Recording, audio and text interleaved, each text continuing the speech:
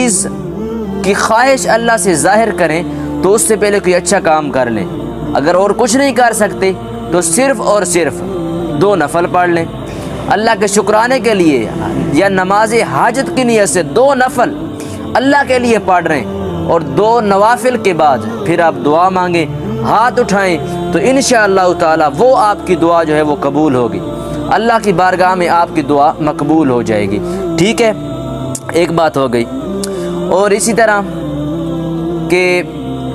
آپ نیکوکار ہیں، آپ نیک کام کرتے ہیں، اللہ نے آپ کو گناہوں سے بچا رکھا ہے، اگر نہیں بچا رکھا تو اللہ آپ گناہوں سے پاکیزہ فرمائے۔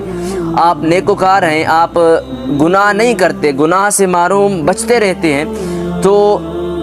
اس صورت میں اگر آپ بے گناہ ہیں، آپ خطا نہیں کرتے، آپ گناہ نہیں کرتے، پاکیزہ رہتے ہیں، اللہ کی طرف مائل رہتے ہیں، اللہ کے برگزیدہ بندے ہیں،